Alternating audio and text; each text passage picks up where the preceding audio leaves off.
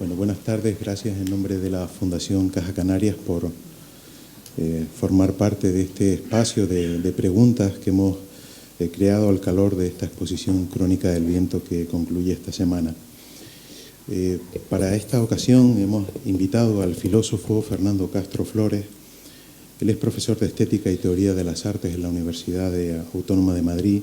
Él es un fino observador de los movimientos estéticos transformadores de nuestro tiempo. Hace poco más de un año, Fernando Castro nos dejó uno de los pocos estudios que se han detenido a analizar la obra de Martín Chirino en relación con su tiempo, con el momento que vivimos, con el momento en el que el arte está cruzando constantemente esa frontera en la que es indistinguible lo real de lo alucinatorio. Este texto lleva por título Trayecto de Martín Chirino. Yo invito a buscarlo y a leerlo en el catálogo del Círculo de Bellas Artes de Madrid. Y creo que podría ser perfectamente, lo comentaba con Fernando antes, un capítulo más de este último libro de Fernando, que es Mierda y Catástrofe. Y en este contexto es precisamente donde se analiza el debilitamiento del pensamiento crítico en esta era de ruido, de furia y banalidad. El tiempo está desquiciado, dice precisamente Fernando Castro, citando a William Shakespeare en el ensayo que realiza sobre Martín Chirino, para señalar que este nuevo caldo de cultivo para la especulación creativa no parece dejar lugar a la honestidad de una obra que, como ha dicho siempre Martín, se sostiene en la pura pasión. Y este es el punto de ignición, yo creo que para ambos. La pura pasión. Para Martín Chirino, sin pasión no hay arte, sin pasión somos seres ciegos que atraviesan la medianoche del hombre. Para Fernando Castro, la pasión es aquello que le permite seguir aspirando a ser ese Marco Polo soñado por Italo Calvino, ese hombre que atraviesa, que sabe que el infierno existe, que sabe que forma parte del infierno, pero aspira a descubrir quién y qué en medio del infierno no es infierno y hacerlo durar. Yo le doy las gracias por haber aceptado nuestra invitación y te dejo con el maestro y con tu público. Muchas gracias. Bueno, muchas gracias a ti por tu presentación y por haberme invitado. Gracias a todos vosotros por estar aquí esta tarde-noche en esta Fundación Caja Canarias, en estos actos finales, en estas charlas sobre la obra de Martín Chirino. Además, en un día pues muy feliz, porque es el día de volver a encontrar a viejos, algunos jóvenes amigos como Joaquín Mañoso, como Juanma Paler, ahora que he visto que entraba mi súper tocayo Fernando Castro, al que tanto quiero y admiro, pero sobre todo también, como he dicho desde que llegué hoy a Santa Cruz de Tenerife, no he podido dejar de pensar, yendo al Hotel Mencey, en la cantidad enorme de veces que estuve en él, y sobre todo en los grandes amigos con los que vine a Santa Cruz de Tenerife para hablar sobre arte, y podría recordar las ocasiones que vine al Parque Vieira Clavijo, invitado por Ernst Lluch, las veces en las que él dirigía la Méndez Pelayo, las ocasiones en las que vine con Kevin Power, con Kiko Rivas, con el llorado Ángel González García, un auténtico maestro y yo creo que por todos recordado tristemente, pero también con alegría en estos días. Valente, Octavio Paz, Severo Sarduy, François Val, es decir, con una gran cantidad de figuras, por lo menos para mí, verdaderos maestros que ya no están con nosotros, y ha sido importante también recordar a todos estos amigos desaparecidos para al mismo tiempo ver uno que se mantiene impertérrito, como una roca, que es Martín Chirino, que es el que se mantiene aquí y sobre el que toca hablar hoy. Cuando me invitó Álvaro a que impartiera esta conferencia, pues de una forma tan estúpida como se me ocurren todas las cosas, apareció el título de la misma, el nombre de la barca o el nombre del barco de Odiseo, y espero que a lo largo de la conferencia se aclare por qué se titula así o por qué tiene este título tan raro. He vuelto durante este último mes a leer y a releer los catálogos que se han escrito sobre Martín Chirino y también a escuchar algunas entrevistas que he encontrado en Internet o algunos documentales últimos que se han hecho sobre su obra, y he preparado un recorrido a través de meditaciones sobre su trabajo que espero que no sea muy pesado, pero que en esta ocasión no quiero mantener como una mera improvisación, sino que quiero tener una cierta fidelidad a lo que he traído preparado, al texto que tengo aquí entre manos. Quería comenzar con una cita del propio Chirino, que es la cita con la que abría el texto Trayecto en espiral de Martín Chirino, que es una cita que me parece crucial. Dice así: vivo ante el borde que limita con el misterio y el peligro, esa encrucijada, esa osadía plena que me hace revelarme constantemente. Son los hechos los que nos definen. Crear esculturas es vivir siempre con un extraño y maravilloso temblor. Vamos a intentar aproximarnos, vamos a intentar introducirnos en ese maravilloso temblor de la escultura de Martín Chirino como un gran maestro de la forja, y me parecía crucial comenzar con esta imagen de la forja, con esta definición que él mismo ha dado de su trabajo como un trabajo de herrero, que es, por un lado, un gesto de modestia, pero al mismo tiempo es también un gesto o una descripción que podría enlazar con Martín Chirino como un herrero en la larga tradición de los herreros y alquimistas, de los que habló Mircea Eliade en su texto Herreros y alquimistas. Es un herrero que ha tenido que enfrentarse al fuego, a esa tecnología primitiva de la forja, sobre todo al carbón, al fuego, al agua, al diálogo entre el fuego, el hierro y la llama, y ha sido sobre todo un larguísimo aprendizaje. Ha hablado en un programa, en un documental reciente, de cómo esa aproximación a la forja le llevó a aprenderla y a estudiarla en Valladolid, y cómo de ese contacto con la forja también le llevó a Cuenca. Hablando de su contacto con la forja en Cuenca, habla de cómo en Cuenca llegó a fabricar herraduras y cómo también se dedicaba a veces a herrar los animales, y ese herrar o ese trabajo con el hierro y con la herradura sin duda tiene que ver también con la buena fortuna de Martín Chirino, como si hubiese colocado una herradura para que no hubiera nada malo que se aproximara a su imaginación, a su imaginario. Ese arte del hierro y ese arte de la forja va a hacer que Martín Chirino, desde los años 50, vaya generando unas obras que son ya obras clásicas y que tienen un carácter completamente asimilado por la historia del arte, pero que tienen que ver también con la fascinación que sobre Martín Chirino va a ejercer la figura de Julio González. El encuentro con Julio González, como ha contado, en el año 52, en ese París de la posguerra, en ese París todavía marcado por la herida de la guerra mundial, se va a encontrar con Julio González y va a ver cómo Julio González es ese gran maestro de dibujar en el espacio, del arte de dibujar en el espacio, y sobre todo cómo va a crear o va a sacar el objeto de la materia, y cómo va a crear una escultura que es sobre todo un impresionante arte de la sugerencia. También comenta cómo en ese viaje a París va a tener una enorme importancia sobre él, por ejemplo, la pintura de Ferdinand Leger, o más adelante el encuentro con grandes escultores con los que en cierta medida él también ha dialogado, como sería la escultura de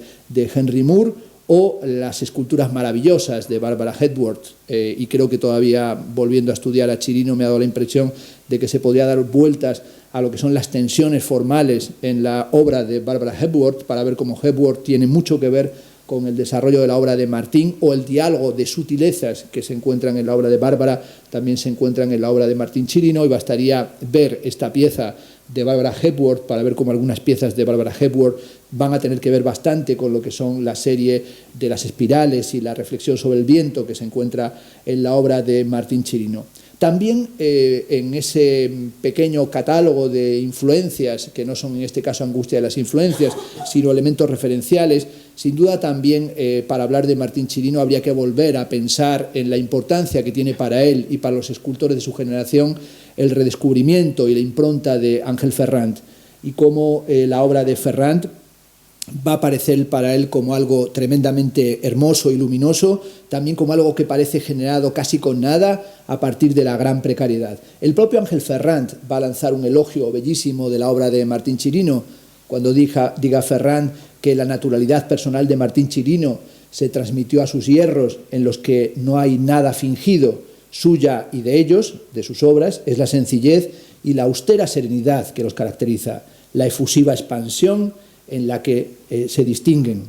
Evidentemente no voy a hacer una historia del arte o una historia de lo que ha supuesto Martín Chirino, pero evidentemente también tendríamos que hablar de la importancia que tiene el vínculo de Martín con el Paso y sobre todo ese gran momento del informalismo español y sobre todo cómo él va a llevar al Paso ese proceso de dibujar en el espacio y sobre todo cómo él va dentro del Paso a tratar de proponer una estética que supera lo que sería el planteamiento nihilista que tiene cierta condición o que se encuentra en cierta condición artística del Paso y cómo él quiere dibujar un camino, un trayecto que no solamente es el del nihilismo o el de la ansiedad o el de la angustia, sino que nos abra un cierto camino hacia la esperanza. El Paso es algo que se encontraba, valga el juego de palabras, en marcha, y sobre todo el Paso era un conato, ha dicho Chirino, de contemporaneidad,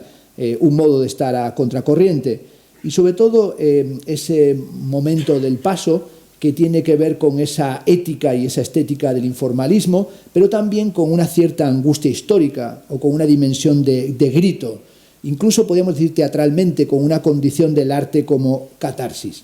Chirino ha hablado de cómo la Montserrat y la escultura de González es un grito y cómo también encontramos esa condición del grito en la obra de Picasso, en el Guernica, y cómo también la primera obra de Martín Chirino es también, a su manera, una suerte de grito o un momento de reconocimiento de la angustia histórica. Sin duda, la obra en este periodo se podría entender también en relación con lo que serían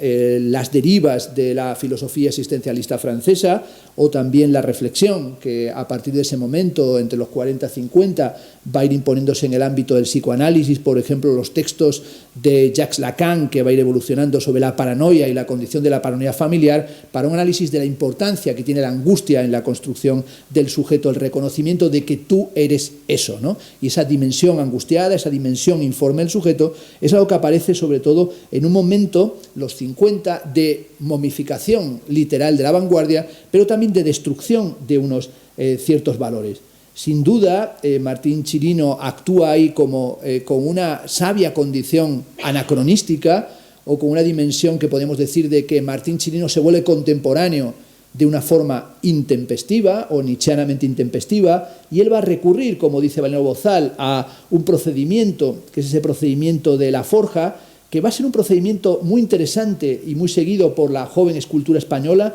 en estos años, porque la forja va a permitir una expresividad escultórica realmente inaudita, pero sobre todo esa condición de sobriedad, con ese material que tiene que ser trabajado de una forma auténtica, que tiene que ser golpeado y que va a conseguir una gran precisión en el gesto escultórico trabajando en la forja. Bueno, en esta exposición magnífica que tenéis aquí en la Fundación se puede hacer un recorrido a través de este dibujo en el aire, o esto que ha llamado Maderuelo la escultura en acción o la escultura de acción,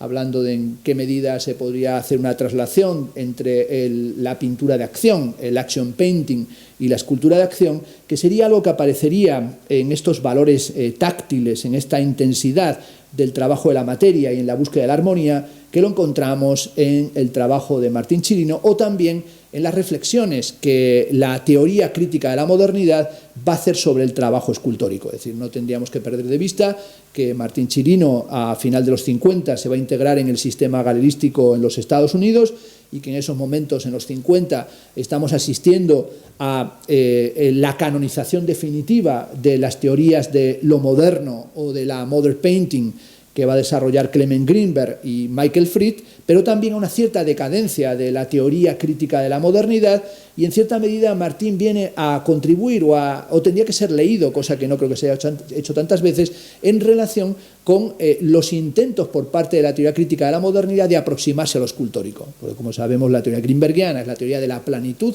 del flatness, y va a tener muy poca relación con lo escultórico, salvo lo que son las reflexiones que algunos discípulos o el contexto greenbergiano va a hacer sobre la escultura de Anthony Caro o la relación que podemos establecer de Martín Chirino en la estela de Julio González con otro artista, con otro gran escultor americano que es David Smith, también en la línea de la afiliación de Julio González del dibujo en el aire. Me interesaba volver sobre esa dimensión de la escultura en acción, de esa huella de los golpes del martillo, de esa emoción del gesto de golpear, de esta escultura de acción que algunas de las piezas las encontramos aquí en la propia fundación, para también retornar a través de esas primeras piezas escultóricas de Martín Chirino, que son, sin duda, puedo decirlo, por lo menos en mi opinión, verdaderamente magistrales, para entender que Martín Chirino en ese momento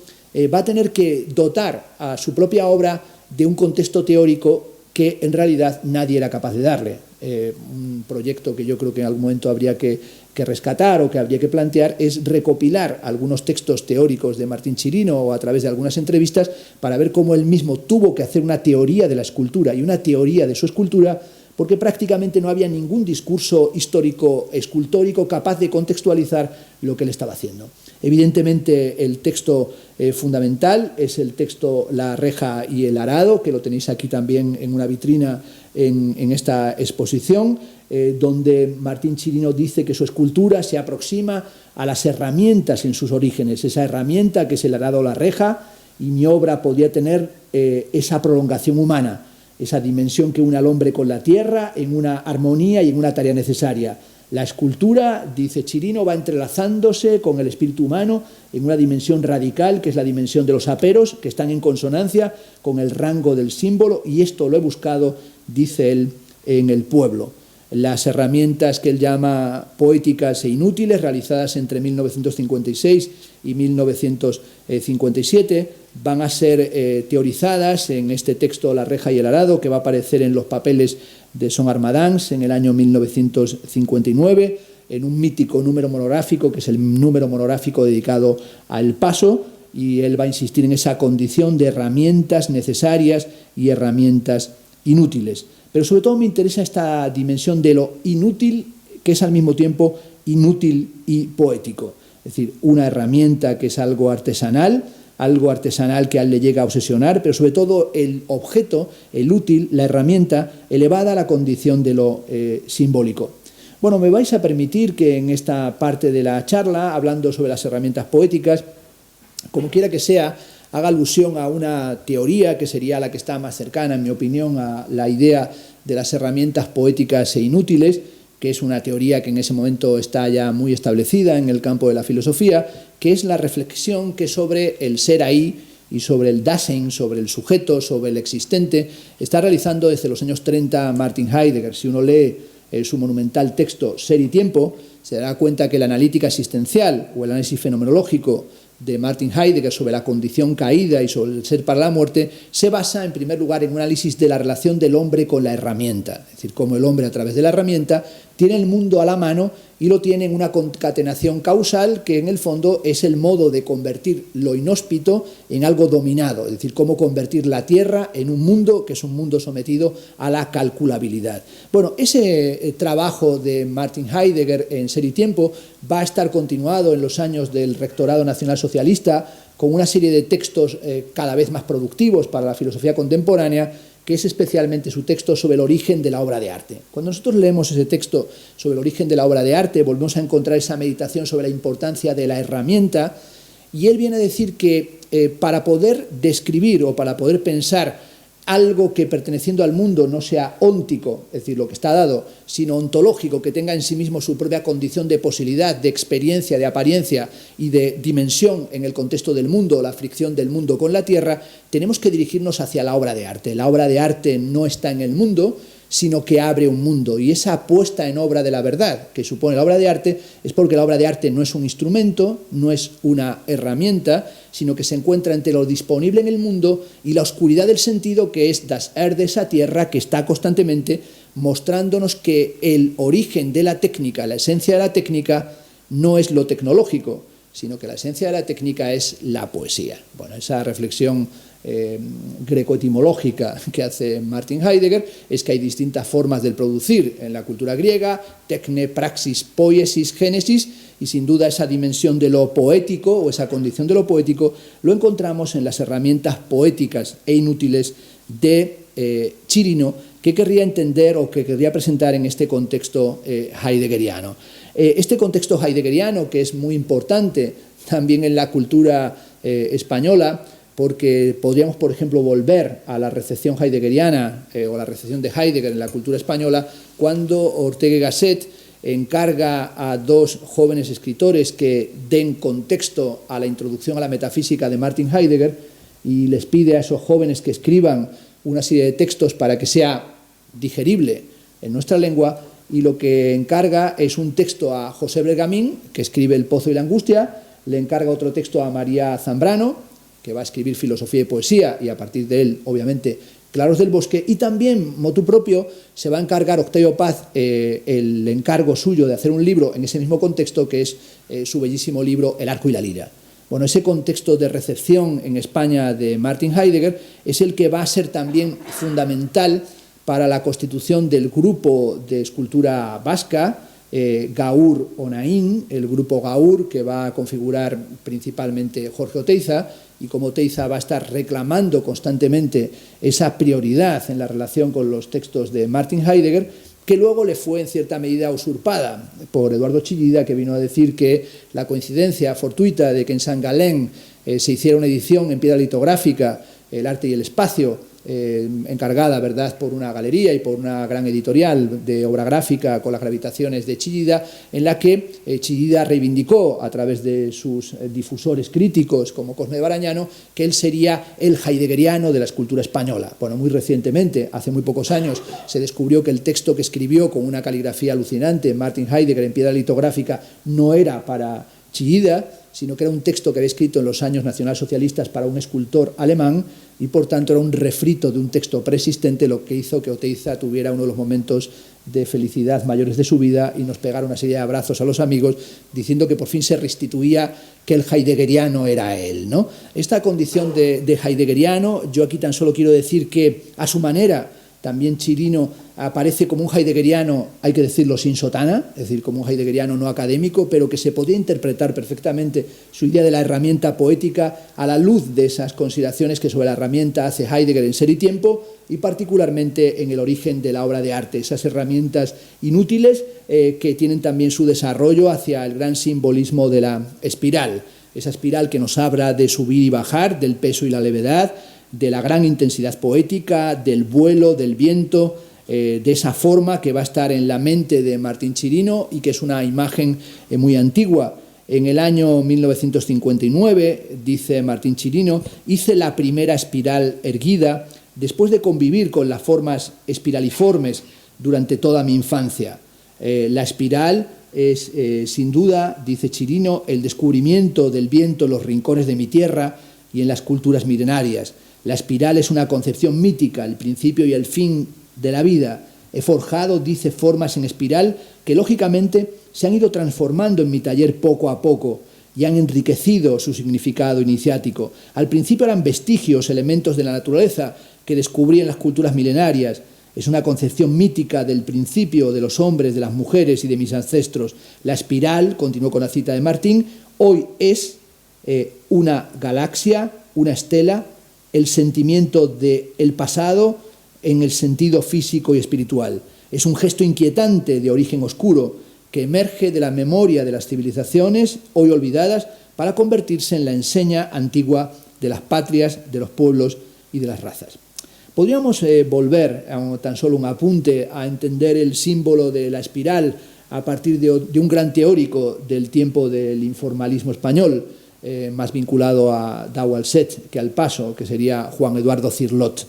y volver a su clásico diccionario de símbolos para ver cómo en el texto de Cirlot la reflexión sobre la espiral es una reflexión continua, y esa reflexión sobre la espiral aparece ahí en Cirlot, hablando de ese símbolo de la espiral, que es un símbolo de reconstrucción. Es el intento, dice Cirlot en su diccionario, de conciliar la rueda de las transformaciones con el centro místico,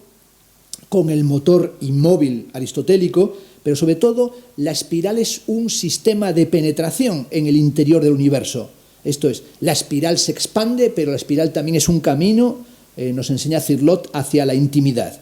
En el caso de Chirino, la espiral, en primer término, es el símbolo del viento. la reflexión sobre el viento, pero también es la reflexión, podríamos decir, sobre el neuma, sobre el aliento, sobre el soplo creador, sobre la potencia de la creación como una potencia que surge en el ámbito del caos, pero también la búsqueda en espiral de los momentos de intensidad, de los momentos de belleza. Esa búsqueda de un sueño, de una clausura de la experiencia de la modernidad, pero sobre todo esa búsqueda de una proyección espacial. Y sin duda las consideraciones de Eduardo Westerdahl en torno a la obra de Chirino nos hablan de esa tensión de la espiral. Las obras de Chirino, estas obras memorables, con el metal rígido y trabajado en esta modulación especial, nos hablan de un intento por parte de Chirino de buscar lo que llamaríamos la huella del origen. Pero sobre todo esa idea de que el origen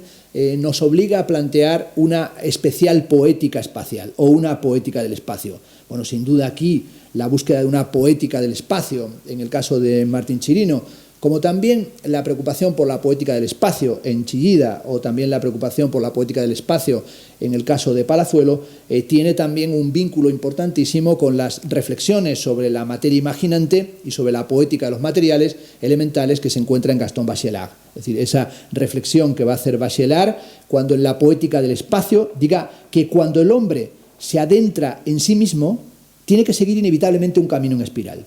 Y esa espiral, dice, el hombre que sigue el camino en espiral sabe que se tiene que convertir en un hombre nómada, en un errabundo, porque busca lo que él llama el encierro exterior. Es decir, se encierra, pero al mismo tiempo se separa, se aparta, huye, se expande.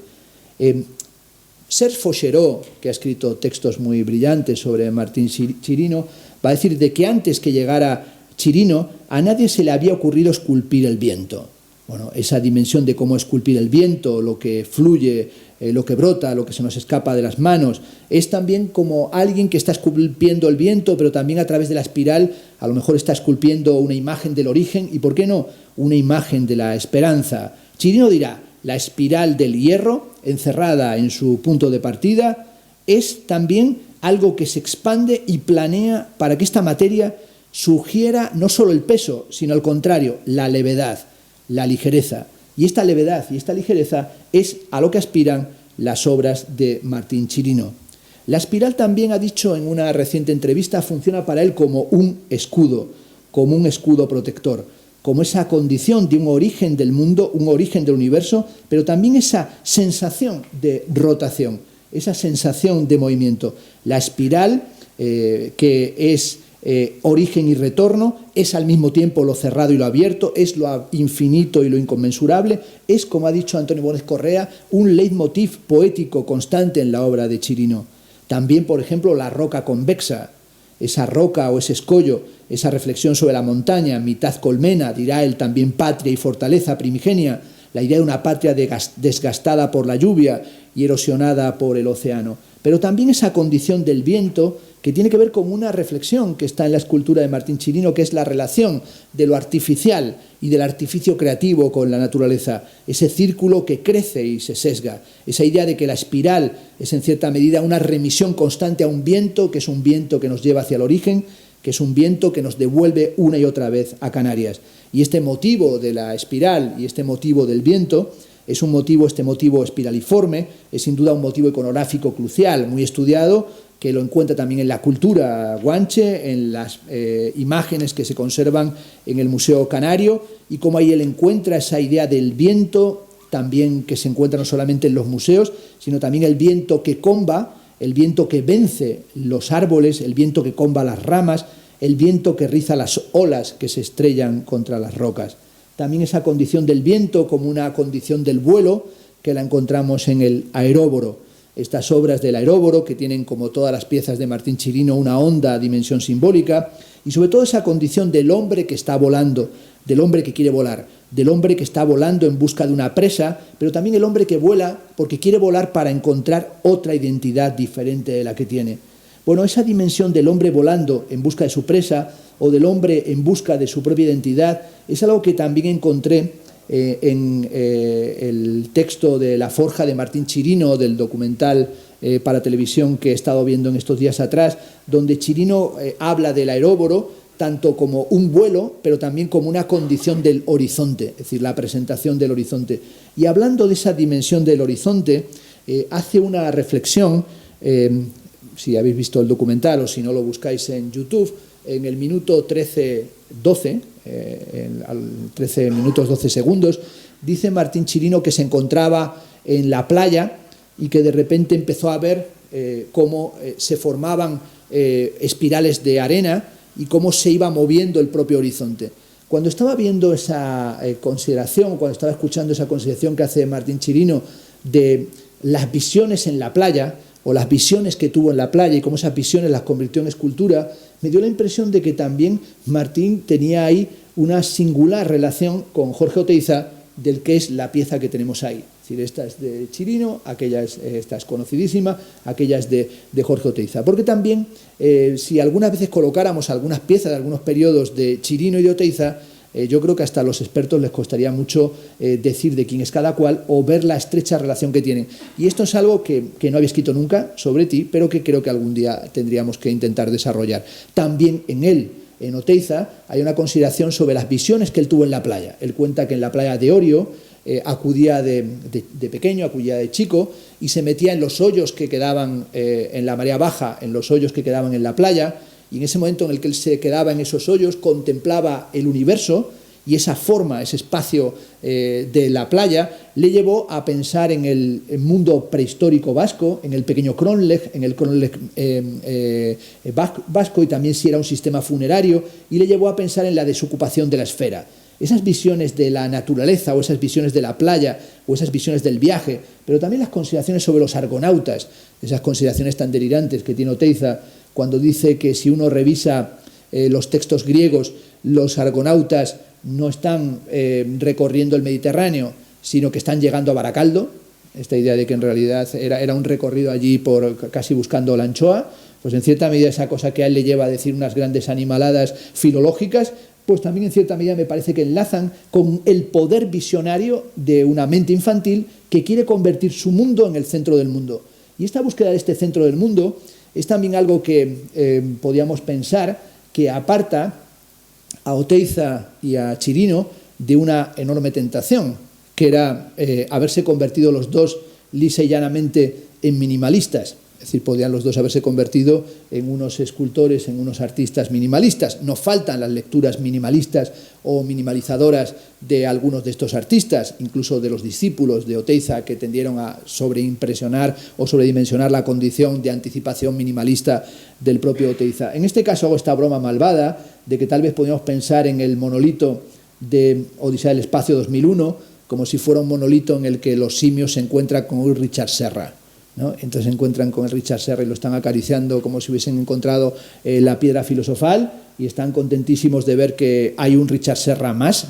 y sobre todo porque es what you see is what you see, lo que ves es lo que ves. Pero sin duda la condición simbólica y la obsesión arquetípico-simbólica de Martín Chirino y también, insisto, de Oteiza, de Palazuelo, de Chillida, les apartaba de esa datidad ideal que sería lo que ves es lo que ves. Es decir, no podían compartir con Frank Stella y con la lectura que Cal André va a hacer de Frank Stella esa idea de que hay una datidad ideal y que en el fondo la obra tiene que carecer de simbolismo, sino que solamente refleja el peso. Es decir, esa especie de peso de los materiales que está en Richard Serra, sin duda no es lo que se encuentra en la poética del origen o en la búsqueda del origen que se encuentra en la obra de Martín Chirino. Esa poética del origen, que es también una poética de lo aborigen o de la condición del aborigen, como si hubiera un origen que está por detrás de todo origen, un origen que no tiene que ver con la arqueología. Pero también esa dimensión de lo totémico, que es una dimensión que se encuentra también anclada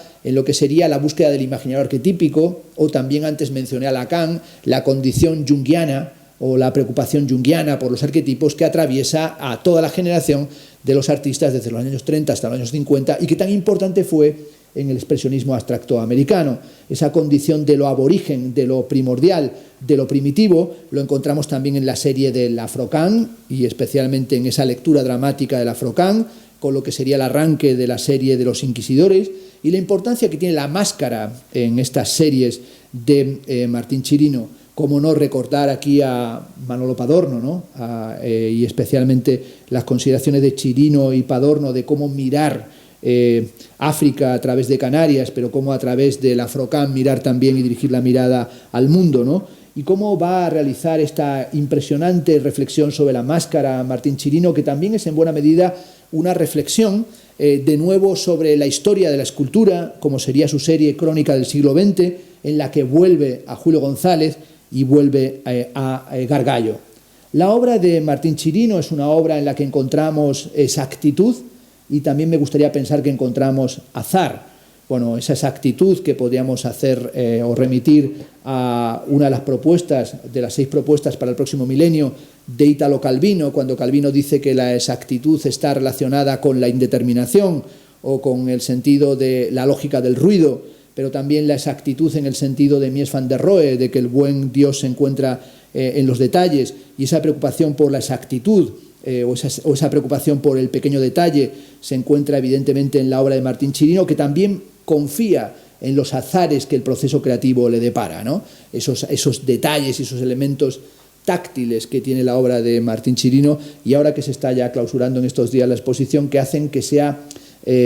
pues de una seducción tan absoluta que no puedes verla sin tocarla, ¿no? Es decir, uno no tiene que tocarla ni confesar que la toca, pero yo cuando he estado viendo la exposición, pues antes de encontrarme con Paler, he aprovechado para tocar varias espirales, ¿no? Para buscar esos accidentes, ¿no? De la materia y sobre todo para apreciar el azar y para sentir cómo queda la huella del martilleo y cómo queda la huella física de esta obra, que es una obra que hace una sedimentación del azar, que no es duchampiana en el sentido de los zurcidos patrón, ni es esa visión de ese mundo azaroso y ese mundo fascinante que contempla Marcel Duchamp desde los tejados de París en la película Entreacto de Claire, sino que es algo diferente de lo que va a ser la propia evolución del altomodernismo. Si por un lado tiene que ver con el menos es más, con la gran divisa miesiana,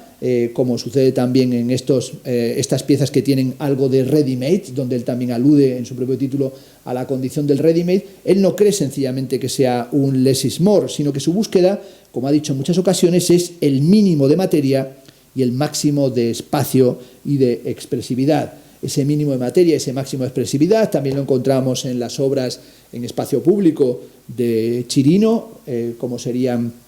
sus piezas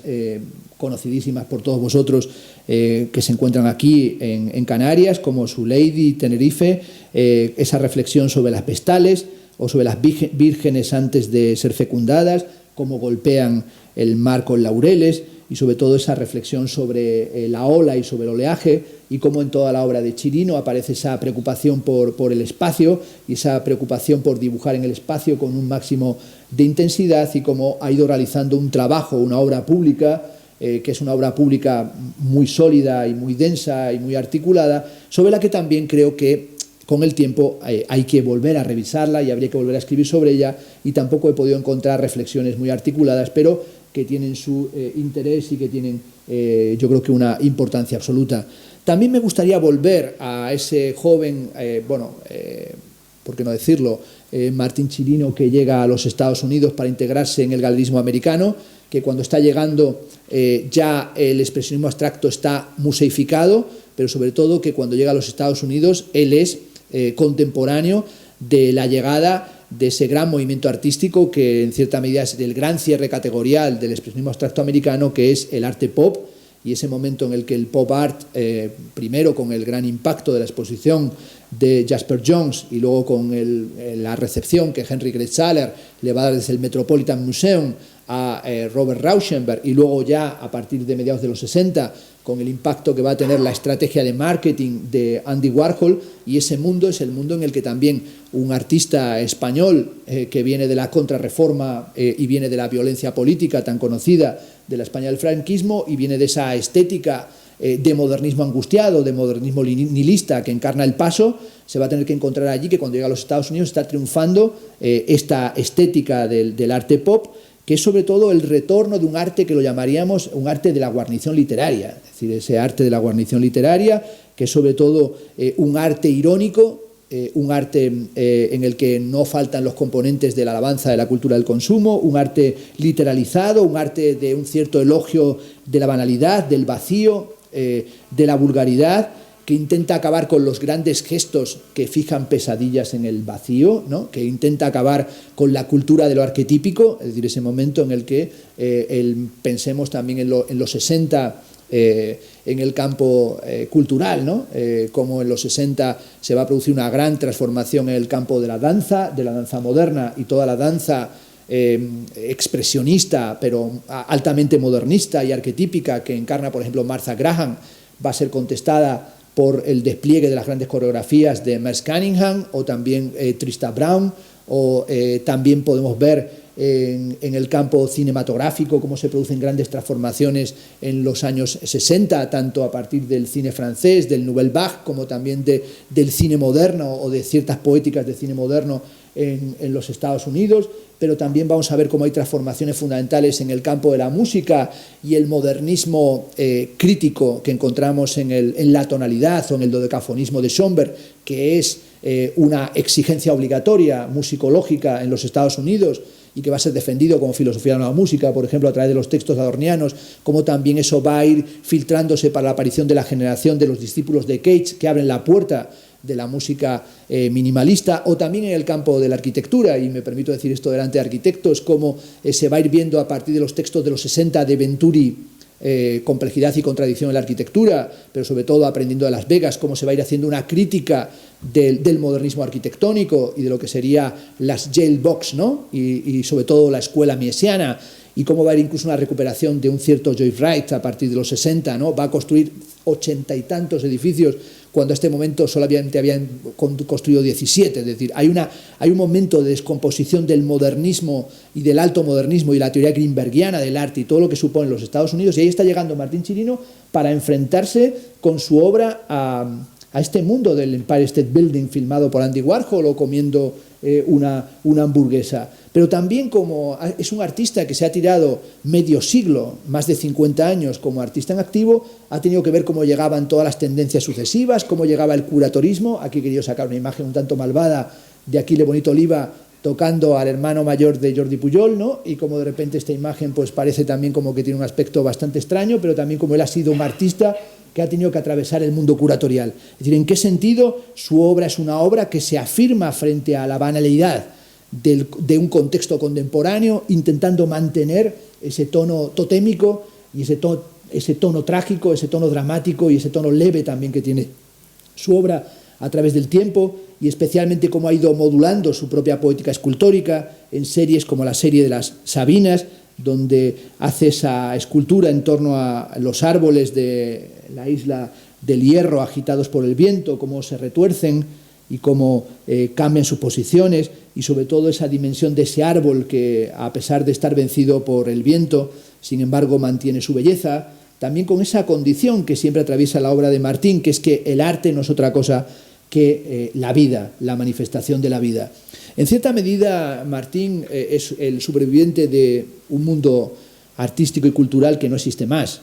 Es decir, y ese sobreviviente es el sobreviviente de un mundo que en cierta medida se creyó hasta las últimas consecuencias la llamada de Rimbaud de que hay que ser absolutamente moderno, ¿no? Y esa llamada de que hay que ser absolutamente moderno es, bueno, que hay que asumir esas iluminaciones y esas revelaciones como un barco a la deriva.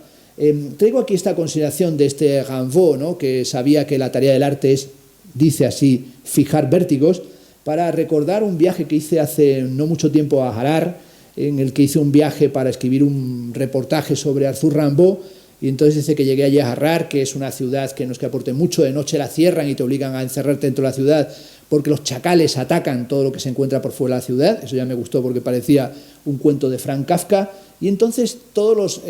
mendigos de la ciudad me ofrecían ir a la casa de Rimbaud. Y bueno, yo fui a visitar como unas 14 casas que todas eran la casa de Rimbaud. Esto no es tan inusual, que por todas partes, como cuando uno va a Portbou, que te enseñan unas cuantas tumbas de Walter Benjamin, y sin embargo no existe la tumba de Walter Benjamin. Pero después de charlar con toda aquella cantidad de niños y de mendigos, pues sobre todo me dieron una versión de Rimbaud que no conocía. Rimbaud, que en la cima de la poesía abandonó la poesía para pasar a la acción, y ese gesto de Rimbaud marca una condición de la modernidad. La modernidad no solamente, como dice Marx, es transformar el mundo, cambiar el mundo, sino cambiar tu vida. Y esa dimensión de cambiar tu vida pues le lleva a Rimbaud a marcharse,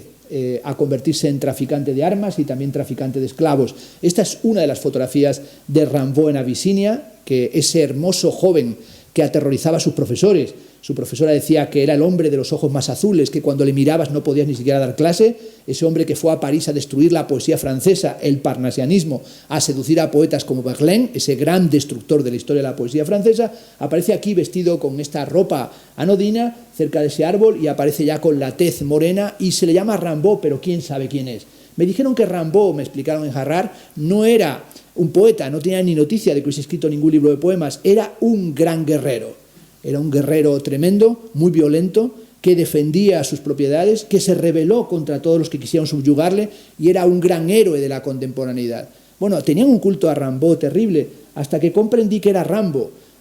porque en una película Rambo está cerca de Harrar, nunca en Harrar, y la casa de Rimbaud en Abisinia es la casa en la que sale en uno de los planos de la película de Rambo. Con lo cual dije, estamos en esta época, hablas de Rimbaud y de repente aparece Rambo. Esto es inevitable. Es decir, es inevitable porque vivimos en un contexto de extrema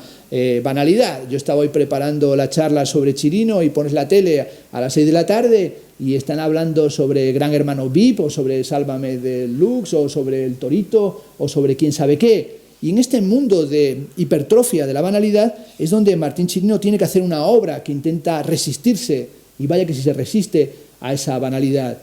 Por ejemplo, dice, creo que en la trayectoria de un artista todo se puede resumir en tristezas y alegrías, en esfuerzos y logros más o menos solitarios, más o menos compartidos. La verdad es que hoy,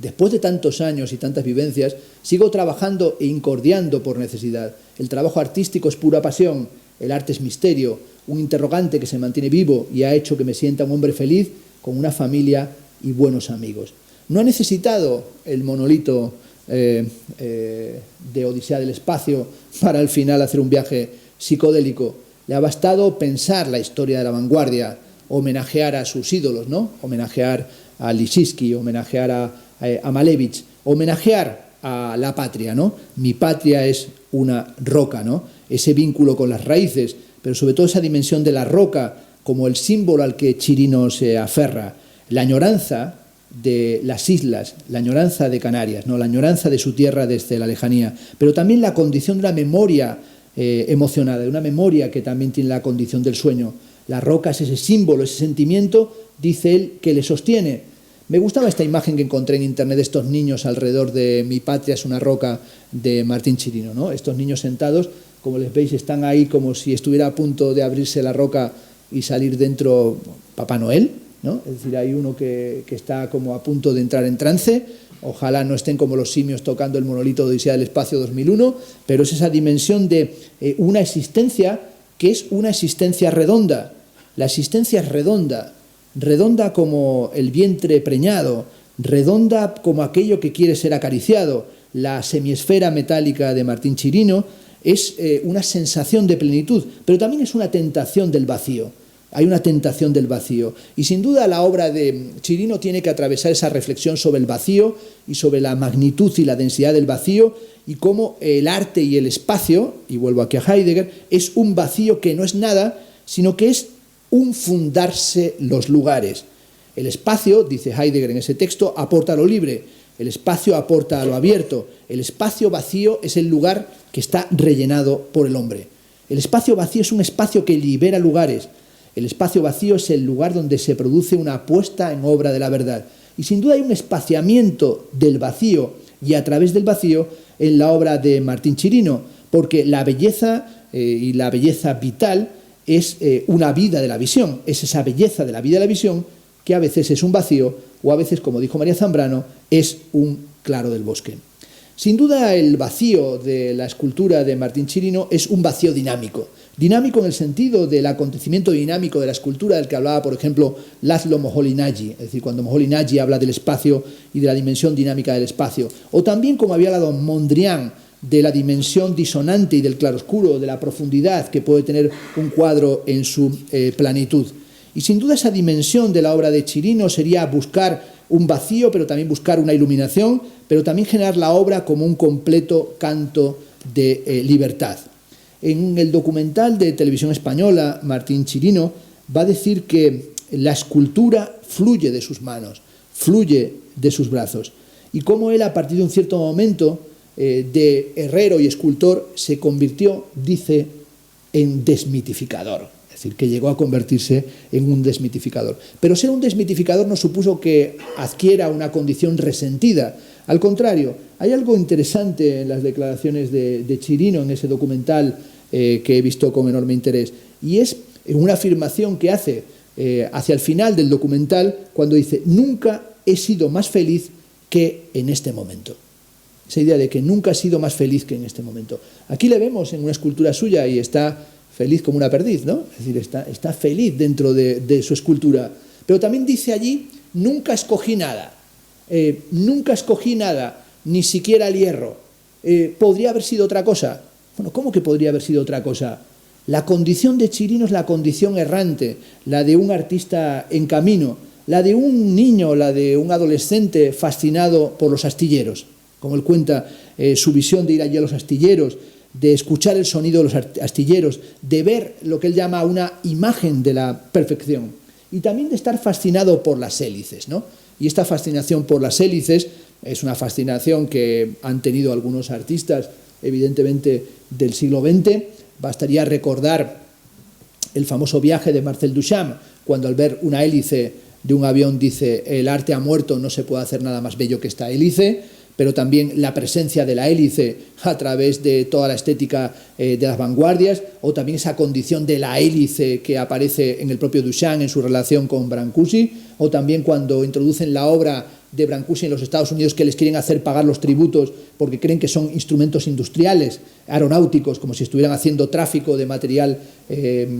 industrial en vez de hacer un tráfico de obras de arte, y en realidad tenían que pagar casi más impuestos si eran elementos industriales que si se trataban de esculturas. Este artista de las hélices, de dar vueltas, de los elementos que mantienen el barco en movimiento y también los elementos que lo mantienen en marcha, que lo mantienen alejándose o moviéndose entre las islas, entre la tierra firme, a través del archipiélago que es la propia vida, se define a sí mismo como el hombre de la duda sistemática. No es una duda sistemática para convertirse al final en un hombre cartesiano, es decir, no es el discurso del método de una duda simulada para conseguir la certeza de un pienso luego existo, sino que es el hombre de la duda sistemática, que es el hombre de la apuesta por el sueño. Y ese sueño en el que dice Martín Chirino que en su vida, entre la realidad y el sueño, siempre se quedó con el sueño, siempre apostó por el sueño. Y a veces el sueño se convierte,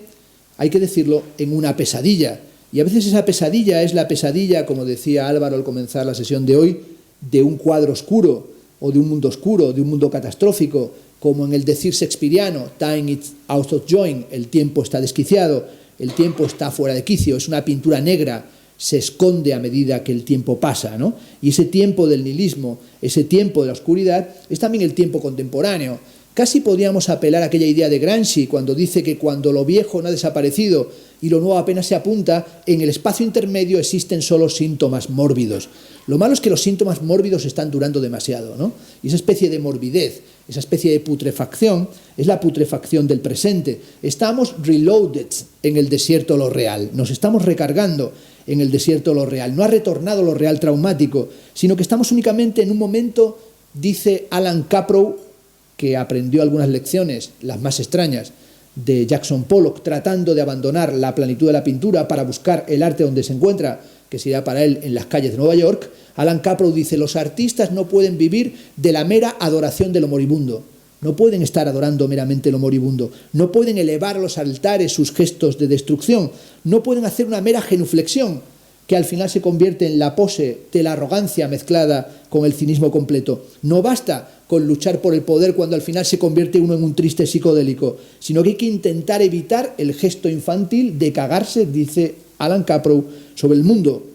Tampoco basta con la denegación fetichista de lo sé, pero no quiero saber que lo sé.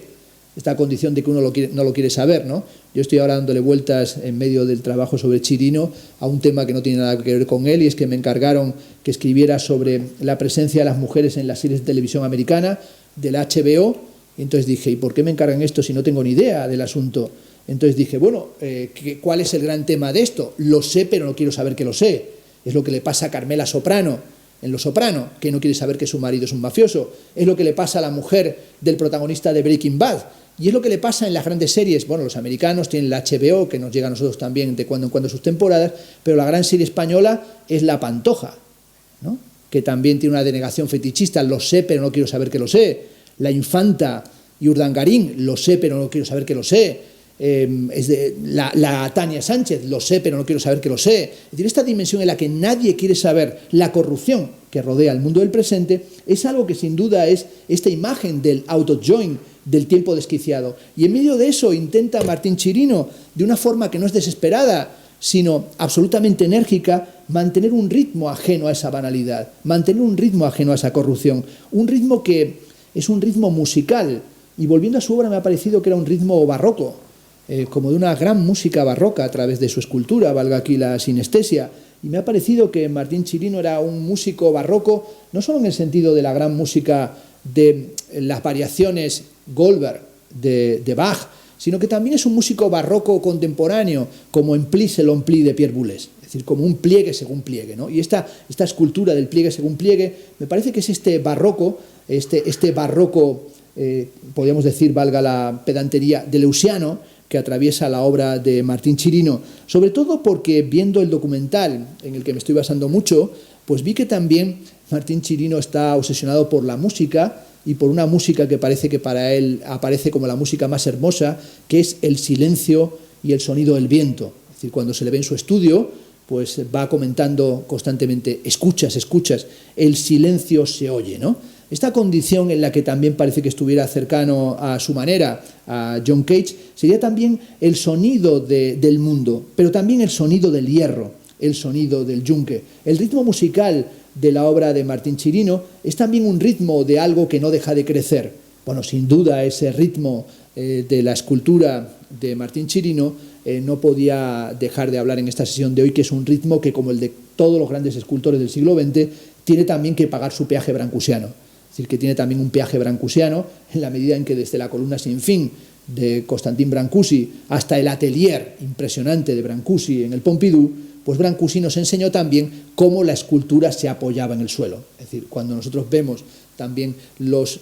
pedestales o el trabajo escultórico sobre el modo de apoyarse de la escultura en el suelo en Martín Chirino, tiene también mucha importancia en relación con el trabajo de Constantin Brancusi. Pero me parecía que su obra tiene mucho que ver con una vuelta al origen, pero también con una vuelta al origen, como una vuelta a la serenidad del origen, entendiendo que la serenidad es un Gelassenheit o es un abandonarse, es un dejarse, es una dimensión casi de tipo místico, en el que uno se abandona más allá del horizonte de la representación, como si uno estuviera buscando la memoria perdida de las cosas, como si uno estuviera reflexionando en una solemnidad solemne, que es la que tiene la obra de Martín Chirino, sobre el juego del peso y la levedad, de la luz y de la sombra. Y ese trabajo de la luz y de la sombra, en el caso de Martín Chirino, y esa vuelta al origen, o ese viento de balos, la escultura del año 1977, es también esa búsqueda de la sombra y del origen sombrío de las prácticas artísticas, que es sin duda el origen del arte, ¿no? Si nosotros leemos un libro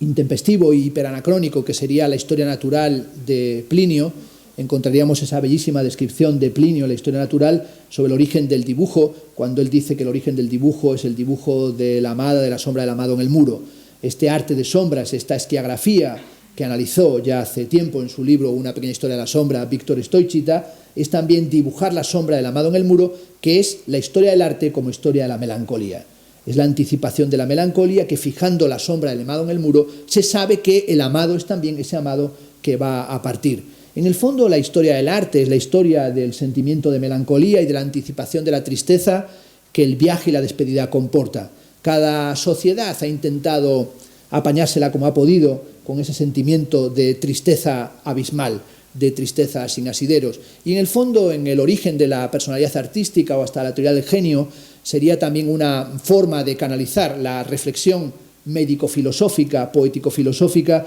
de lo que sería la historia de la melancolía. Si nosotros volvemos a leer, no tiene por qué hacerse ahora, pero tampoco sería una pérdida de tiempo, al llegar a casa, volver a leer algún texto de Platón, ¿por qué no el Fedro o el Ión? Nos encontraríamos con la idea de las manías, de la manía poética, la manía profética, la manía filosófica. Si nosotros le echáramos un vistazo al Corpus Hippocraticum, veríamos cómo aparece ya esa dolencia, que es una tristeza que no tiene causa, una herida que no tiene origen. Si nosotros leyéramos los problemas de Aristóteles, veríamos que hay un famoso problema atribuido a Aristóteles que dice: ¿por qué los hombres más brillantes en todas las épocas, en las artes, en la ciencia, en lo militar, han sido siempre atrabiliarios, esto es, melancólicos, afectados de bilis negra. Ese problema de lo atrabiliario, desde lo médico, lo filosófico y lo científico aristotélico, va a conducir a la construcción de ese gran corpus de la melancolía, que va a tener su gran eclosión en la cultura del Renacimiento italiano y en el Renacimiento florentino, y sin duda esa melancolía va a ser un sentimiento de intensificación del sujeto que va a crear el código de lo poético, que es la historia de Occidente. Si uno piensa que es la historia de Occidente, es la historia de cómo la melancolía renacentista se va a convertir en la estrategia del amor cortés. Es decir, nosotros podríamos ver cómo ese sentimiento de amor poético se va a ir convirtiendo en el centro de esa tradición, de esa gran tradición occidental, que es una tradición que tiene sus luces y sus sombras, pero sobre todo ese lado sombrío de la historia de la belleza en la cultura de Occidente, conduce desde lo melancólico y desde lo bello a lo siniestro, a través de ese halo de sombra y de ese halo de tristeza, hasta convertirse hoy en una generalización de algo que cuando uno dice que está afectado esa tristeza, no está nunca melancólico, sino que está deprimido, ¿no? Es la depresión de la propia melancolía en una época que intenta solucionarlo todo por medio de una farmacopea. Esto es la época, como dice un libro, de más Prozac que Platón. Es decir, en esta época de ese más Prozac que Platón, sin duda intentar forjar la personalidad o recurrir a la forja de la personalidad suena completamente intempestivo, porque no es Chirino un guerrero cualquiera, ni un alquimista cualquiera, es uno más de los que han intentado seguir la vieja tradición de la fragua de Vulcano. Es decir, cuando pensaba en su obra, pensaba en esa fragua de Vulcano, con lo que tiene siempre la pintura velazqueña, con perdón, de impresionante horror. Es horroroso. O sea, cuando uno ve los cuadros mitológicos velazqueños, eso no hay por dónde agarrarlo, ¿no? Cada vez que trata un tema mitológico es como la catástrofe absoluta. Por ejemplo, el Baco de Velázquez, ¿no? Es decir, uno ve el Dionisos de Poussin y es como una especie de inmenso festival a la griega, y el Baco de Velázquez es que llega, como siempre aparecen los dioses en Velázquez, llega un dios que, bueno, es como un cura con 2 pistolas, es algo, un elefante en una cacharrería, y aparecen unos españoles que tienen unas tajas impresionantes, porque siempre en Velázquez vienen como con unos pedos absolutos, ¿no? Y con unas caras de idiotismo salvajes, ¿no? Entonces le vemos allí que ha llegado Baco y ven el dios y están con una cara de me voy para el pueblo. O sea, ¿pero qué ha pasado aquí? Ha venido el dios griego y ha venido a un mundo, voy a decirlo, jodidísimo, mesetario. O sea, porque la aparición de Baco, la aparición de Vulcano en medio de la paramera, en medio de la meseta, pues imaginemos, no sé, en Seseña, o en ese mundo innombrable, que es el mundo de las apariciones visionarias españolas, tan innombrable que es un lugar de cuyo nombre no quiero acordarme. Esto basta todo el que haya hecho la ruta del Quijote, perdón por el excurso que no tiene que ver nada contigo, que cuando uno dice voy a la ruta del Quijote, uno se cae destrozado, o sea, no lo aguanta, o sea, va uno a ver esos pueblos horrorosos, o sea, espantosos, y dice, madre mía, normal que no dijera dónde empieza la historia, porque es una historia de una sordidez absoluta. Pues también esta aparición, aparece Vulcano, y como veis se encuentra aquí a un grupo de desarrapaos. Alguien dirá, no, son pre-hipsters. ¿Qué coño pre-hipsters? Llevan unas barbas viejunas, ¿no? Están destrozados. Y es como decir, pero bueno, ¿pero qué vienes a contarnos? Y viene a contarles que ese trabajo artesanal o modesto es mitológico. Es decir, viene a hablarlos de lo que Martín ha hablado en su obra, que no estéis haciendo unas herramientas que sean útiles, que estéis haciendo una herramienta inútil. Y ahí les vemos cómo tienen todo por el suelo, el yunque, el martillo, y están como perdiendo tiempo, como diciendo, ahora que teníamos el hierro al rojo vivo, ahora viene aquí la divinidad a darnos lecciones y no parece que tengan idea de coger el martillo no lo agarra, pero mira la brasa que nos está dando, y esa brasa es la brasa que ha dado Martín Chirino. No era una herramienta, no era meramente un herrero, porque yo he estado en casa de Martín y estuve intentando saber, y no se lo pregunté, pero algún día hay que preguntarlo, ¿por qué se dice en casa del herrero cuchillo de palo? Bueno, pensé que esta frase de en casa del herrero cuchillo de palo es porque siempre tiene que haber un cuchillo de palo, porque cuando hay un cuchillo de hierro, un cuchillo de filo, las cosas se ponen muy feas. Pensemos en una imagen, que es una imagen que a todos los artistas les ha podido obsesionar, Marsias desollado, de Tiziano. Es una imagen tremenda. Es una imagen también del intento de un artesano de la música de desafiar a una divinidad. Y ese intento de un artesano, en este caso Marsias, no es un artesano, un salvaje, de desafiar la divinidad de la armonía del arco y la lira, de si es posible una música más bella que la que el arco emite se salda con el triunfo de Marsias, que es también su derrota. Y aquí le vemos en este estar desollado y cómo se está haciendo la música en torno a él y cómo le están desollando minuciosa y cruelmente. Y también con esa presencia del perrito chupando la sangre que está cayendo de Marsias. Y me gusta sobre todo porque la obra de Martín Chirino es una obra como la de Marsias, se ha dejado la piel. Es una obra en la que hay que dejarse la piel. No es una obra para hacer pequeñas bromas. Y me ha gustado porque viendo la obra de Chirino descubrí los documentales sobre su obra, algo que no lo pude saber hasta que no vi estos últimos documentales y que habría sido clave para mis textos anteriores. Y es que Chirino es un amante de los perros. Y esto sí es una cosa importante. Es decir, creo que esto es lo único novedoso que digo en la charla de hoy. Es un artista que el perro está presente ahí, siempre en su obra. Y es más, en el documental aparecen constantemente el perro, en varios momentos habla con el perro está a punto de hablar varias veces en el documental, no habla porque no le gusta hacer obscenidades en televisión, pero está ahí, pim pim, le acaricia, le llama, le tiene con él, y pensé en ese perro que aparece siempre a través de la historia del arte. Recordemos el libro de Rosenblum, El perro en la historia del arte. Basta ver el cuadro El gabinete del aficionado de Teniers y esos perros que están siempre combatiendo con los monos, esos perros inteligentes. Bueno, a Martín solo tiene un error en su trayectoria, y es que el perro que tiene no es un caniche. Si fuera un caniche ya estaría todo en la perfección absoluta, porque el caniche es indudablemente el perro de la pintura, es el perro de la historia de la pintura. Durante muchos años pensé que el caniche era la materialización de la cursilería de su propietario. Pensé, un tío cursi tiene un caniche. Yo, por azares, me cayó un caniche toy, así de pequeño, y he comprobado que no me soporta mis lecturas heideggerianas. A veces estoy allí metiéndome en Heidegger y me hace así como, ya estamos otra vez con Heidegger, ¿no? A veces me pongo como un poco pesado, tiro hacia Derrida y me hace así como diciendo, eso está un poco mejor, Derrida. Me parece que a mi caniche le va a Derrida. Y hay veces que le leo trozos de Derrida y hace así como diciendo, sí, como diciendo, dale a Derrida, que Derrida entra más fácil. Bueno, esta cosa de Chirino, dejándose la piel, me parece sobre todo que es la de un artista que no ha dejado de tener ese contacto con un espacio privado, con un espacio de la tierra, con un espacio de su poética, con un espacio de sus mitos, pero también que ha encontrado en esa relación con lo otro, y por qué no con los perros, pues un intento de un diálogo con un sujeto que se encuentra en el borde del mundo. Pensemos en la presencia de los perros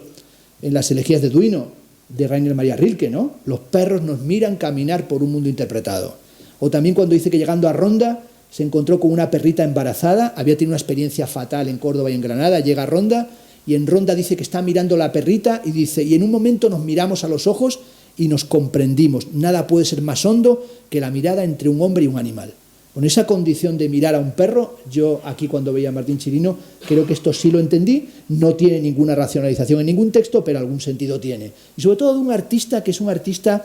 del arte de la fuga, en el sentido barroco, en el sentido de Bach, pero también en el sentido de huir, de marcharse, de la fuga, de volar, de salir de la isla, de buscar la espiral de arena, de pensar el horizonte, de pensar lo permeable, de salir del lugar que es el lugar en el que nació, pero sobre todo tratar de salir de una manera que es una salida que es siempre una salida incierta, porque en el fondo es esa salida en la que uno se está preguntando exactamente a dónde va. El hombre de la duda, Martín Chirino, se pregunta en ese documental si se va a trascender, si finalmente la obra trasciende, es decir, si habrá algo así como un momento en el que la obra trascienda. Y sobre todo él dice, 53 años de dedicación al arte es algo muy difícil. Y sobre todo yo creo que Martín lo podría algún día contar, la cantidad de artistas que él ha conocido, brillantísimos algunos, que desaparecieron. Pero brillantísimos como la cantidad de poetas, la cantidad de arquitectos, la cantidad de coreógrafos, la cantidad de escritores que uno ha conocido que eran brillantísimos, pero brillantísimos y más brillantes que nosotros. Y con una convicción alucinante, y con un heroísmo absoluto, y con una entrega total, y que no queda nada de ellos, y que han sido olvidados, y que han sido masacrados por un embudo darwiniano, es decir, por ese embudo en el que va filtrándose y va quedando muy poca gente. Y uno sabe cómo estar durante tantos años viendo todas las tendencias artísticas que surgen, y cómo esas tendencias, cuando uno no es un autista, y sin duda Martín no lo es. Y cuando uno está atento a lo que está surgiendo en su época, todas esas tendencias te llevan a cuestionarte qué estás haciendo tú, si debes cambiar de registro y apuntarte y poner las velas en la dirección de esas tendencias. Pensemos que Martín Chirino va a estar dirigiendo el Círculo de Bellas Artes en los años 80 y he escuchado esas declaraciones que me han provocado un cierto escalofrío cuando han dicho, bueno, la cultura en los 80 estaba muy bien y era un viento de esperanza y era algo fresco que venía y fue un placer en esos 80 que yo abrí el círculo a la movida. Mejor no haberlo hecho, Martín, pero bueno, ahí Martín abrió el círculo a la movida. Y en esos años en los que él llega y de repente pues está ahí en el Círculo de Bellas Artes en los años de Blanca Sánchez y en los años de Almodóvar y en los años del alcalde Tierno Galván y en todos esos años que bueno, son años también para los que vivían en Madrid, que aquí está Joaquín y lo sabe de sobra, pues son años que tienen que tener su corrección. En cualquier caso ya han tenido su varapalo, porque su varapalo histórico lo han tenido. Yo he tenido la fortuna de tener un hijo que sacó un libro que se llama Contra el posmodernismo, que en realidad trata de establecer toda la teoría es contra mi padre, es normal que lo haya escrito así, y es un intento de escribir un posmodernismo horroroso, que es el que habíamos experimentado nosotros. Sin embargo, hoy hay una especie de retromanía de volver a los 80, que ojalá no triunfe mucho, porque si volvemos a los 80, menudo desastre se va a producir. En cualquier caso, Chirino dice que se encuentra en ese momento en el que piensa que algún día hay que pasar la Estigia. Y ese paso de Laguna Estigia me hacía pensar en el hermosísimo cuadro, uno de mis favoritos del Prado, el cuadro de Patinir del paso de la Laguna Estigia, en el que todavía el Caronte no ha decidido si conducirá a las almas hacia el paraíso o hacia el infierno. Bueno, aquí sería una duda existencial enorme para Chirino, porque en el infierno hay una fragua, ¿no? Es decir, en el infierno hay fuego. Es decir, que por un lado diría, bueno, que me salve y vamos al paraíso. Pero hay que decirlo, el paraíso es un paraíso aburridísimo. Ahí está Emanuel Swedenborg cuando dice en su reflexión sobre el cielo y el infierno, hay muchos que toda su vida estuvieron aspirando al paraíso y cuando llegaron dijeron, vaya aburrimiento en el paraíso. Y vieron allí en el infierno las discusiones demoníacas, infernales y dijeron, hostia, el infierno está lleno de sofistas, está lleno de filósofos, está lleno de perversos, habrá que irse derecho hacia el infierno. También, por una razón, bueno, todo el mundo sabe que lo que se produce en la escatología es la resurrección de la carne. Un debate largo de la escolástica es con qué aspecto resucitaremos. Porque claro, uno dice, resucitaré calvo perdido de alopecia nerviosa como yo, resucitaré con vesícula o sin ella, ya que me he operado de vesícula, ya no puedo ser melancólico ni puedo tener bilis negra, resucitaré con la potencia sexual que tenía quién sabe cuándo, resucitaré con los músculos perfectamente tensos o seré una piltrafa humana que no podré hacer otra cosa para la eternidad que estar con dolencias en la espalda y con hernia de hiato. Es decir, ¿con qué cuerpo resucitamos? Sobre todo porque lo que se produce al final es la resurrección de la carne. Muy recientemente descubrí, y esto da tranquilidad para todos los que estéis aquí, que resucitamos todos con la misma forma o con el mismo aspecto. Resucitamos con la edad de Cristo al morir. Esto es, el paraíso es un paraíso de treintañeros. Alguien dirá, qué jodienda, pero como estabas con los 30, así llegas al paraíso. A lo mejor Martín, que está manteniendo unos 90 espectaculares, quiere ir derecho al mundo del fuego, al mundo de la fragua, al mundo de los metales, al mundo de esas temperaturas que él conoce de su obra, al mundo de esos eremitas y de esos ascetas que han sido declarados herejes y han sido declarados apóstatas. Me llamó también mucho la atención siempre, cuando voy a El Ave en Atocha, que la pieza Mi patria es una roca esté allí en la salida de un tren de alta velocidad. Vaya sitio horroroso, ¿no? En la salida del tren de alta velocidad, ¿no? Entonces allí, además ves mucha gente que casi en la prisa de entrar corriendo se tropieza. He visto, lo juro, dar volteretas por encima de Mi patria es una roca. No van allí con el tráiler, pam, pim, pim. Con lo cual esos volatines, como veis, le han colocado un cartelón, se ve mal, por detrás metálico. Te han añadido un trozo de escultura a la escultura, intentando que quede ya como un ready-made, ¿no? Pero claro, hay que decirlo, en un tren de alta velocidad. Bueno, todavía, a fin de cuentas, no es el desastre de lo de Manolo Valdés, ¿no? Cuando vas a la Terminal 4, que aquello ya con poemas de Vargas Llosa, aquello es atufante. Pero bueno, cuando vas a la Terminal Internacional, la pieza de La era del grito, de Guayasamín, yo creo que ponen a veces en los aeropuertos las peores obras de cada casa para que te vayas sin miedo. Miras para atrás y dices, bueno, haya quedado un horror total, por lo tanto no tengo que pensar con nostalgia a dónde me marché. Pero esta pieza, que es una pieza lenta, una pieza para protegerse en un tren de alta velocidad, es una de las cosas más alucinantes que hay. Si no fuera porque allí está la escultura de López, de la nieta, que es una de las decapitaciones macabras más tremendas de la historia de la escultura, ¿no? Es un canto a la niña, pero la niña está asfixiada, ¿no? Es como que le falta cuello, o falta niña, ¿no? A lo mejor está por debajo del edificio. Bueno, en cualquier caso, aquí está la obra de Martín Chirino. Hay que decirlo, no es un huevo Kinder, no es un huevo Kinder,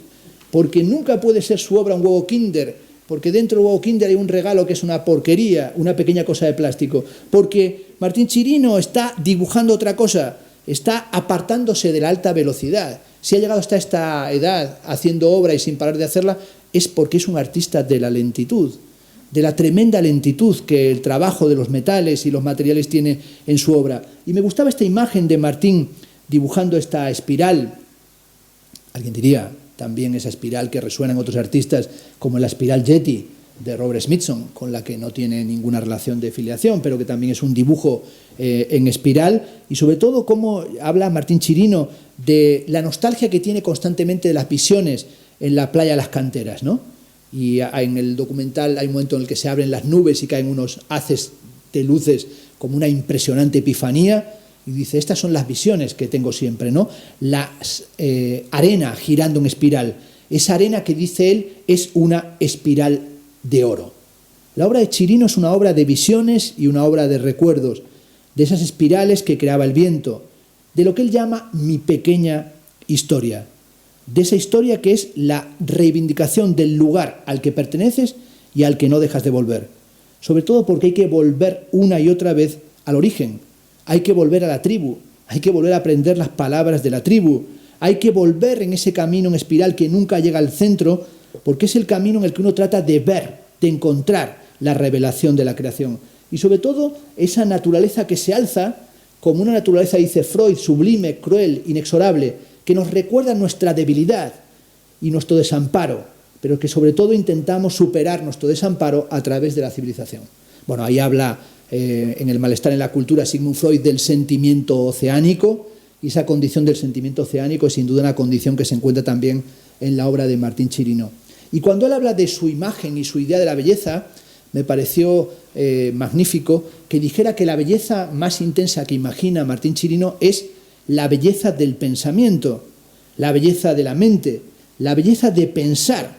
y la belleza de acoplarse con respecto al pensamiento. La belleza, dice él, de la turbación, la belleza reflexiva. Como cuando Danto, en El abuso de la belleza, dice que la belleza es abrir una ventana a un mundo que no sea un mundo abyecto. Pero es una belleza de la reflexión, es una belleza del pensamiento. Hoy, ¿por qué no terminar con un gran anacronismo? Cartas sobre la educación estética de la humanidad. Es decir, en el fondo el arte es esa carta sobre la educación estética de la humanidad que está en Schiller, cuando pensaba que lo estético no era lo decorativo, lo ornamental, sino un proyecto, un proceso emancipatorio, un proceso de un arte reflexivo. Y esas cartas sobre la educación estética de la humanidad son lo que sin duda Martín Chirino ha encontrado o ha buscado. La belleza como una promesa de felicidad, como una promesa truncada. Esta idea de Stendhal, la belleza como una promesa de felicidad que no se da nunca. Por eso Martín Chirino tiene razón cuando dice que nunca ha sido o nunca he sido más feliz que en este momento. Me gustaba esta imagen de Martín Chirino que está posando apoyado en una de sus esculturas y ha hecho un gesto chulesco, casi de dandy, echándose la corbata al hombro. Es decir, no quería que la corbata estropeara la simetría de su estar apoyado sobre la escultura. Y sin duda en el modo en el que está apoyado sobre la escultura me recordaba que Martín Chirino no solamente es un herrero o es un alquimista, sino que también es como Odiseo, alguien que tuvo que resistirse a la tentación de las sirenas y escapar de la reclusión de Polifemo, llamándose nadie. Por eso la pregunta o el título de esta sesión, el nombre de la barca de Odiseo, se llama No tiene nombre. Muchas gracias.